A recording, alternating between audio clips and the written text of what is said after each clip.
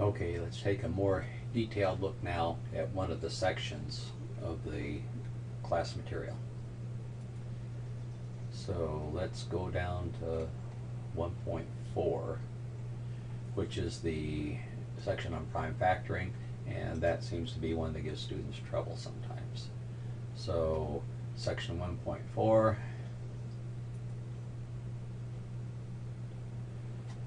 let's see what we've got here. One is we've got the video lesson, which I'm not going to open, but you could, and you should certainly look at that lesson. If in fact you're having trouble with this section, like many students do, you should probably watch that lesson as you're marking up the actual textbook section, which you may want to print out for the ones that are difficult for you.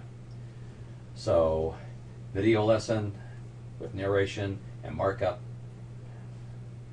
the textual version, and we're going to take a look at that, and then we'll look at the solutions to the odd exercises. So,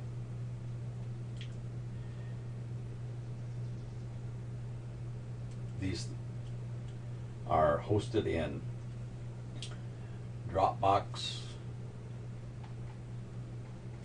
This is, can we move this thing out of the way? Let me see if I can stretch this out a little bit to get that out of the way. Okay, so this is what the document looks like if you're just using the Dropbox viewer.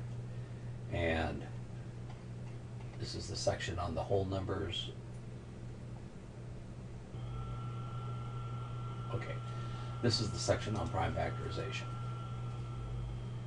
And to do prime factorization, there are certain concepts you have to know.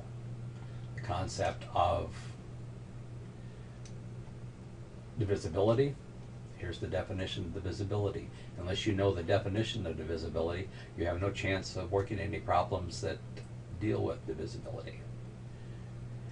Once you have read what divisibility is with the definition, the normal case is once you read a definition, you still don't know what it means. You have to work examples.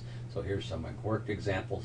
Here's some examples for you to try and see if you get the correct answer, and you work through divisibility, factors and divisors, which are related to divisibility, divisibility tests. All of these are things you don't learn just by reading through it. You read through it, you try to understand it, you take notes, you mark up, and then you try the exercises, you try the examples in the book, you try the exercises at the end of the section.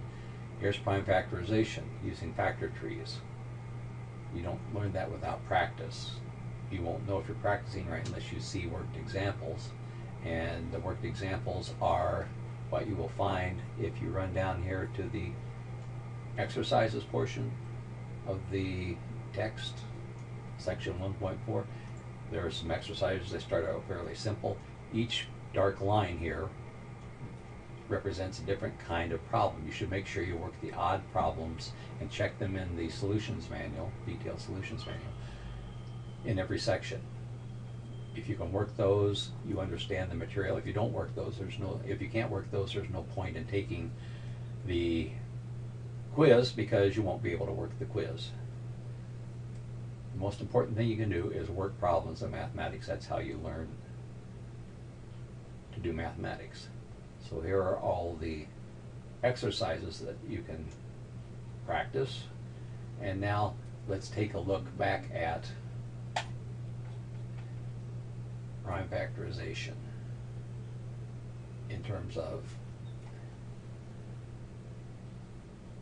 the odd numbered solutions. So in the book you had a number of exercises to look through. These solutions are very detailed to the odd problems. And here I'm going to have to stretch out the page again so that you can see them. But for example, here, if you were asked to find the prime factorization of 72, there's a lot of steps to do that, and here are the detailed steps to do that. Here's the factor tree. If you don't understand the factor tree, you go back and look at the factor tree section. If you look at this example and you can't figure out the factor tree, then you have to ask a question, because at whatever particular step you do not understand.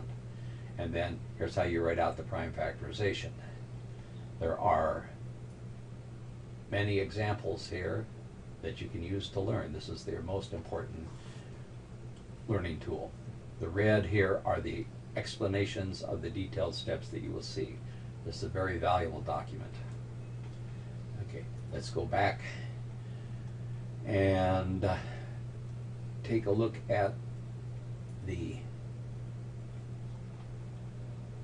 videos real quick. So here's video examples for prime factorization. We won't open the videos here, but there are 3 of them that are lesson related, but not exactly what's in the text, which are worth watching. And then there are a number of examples done in very great detail.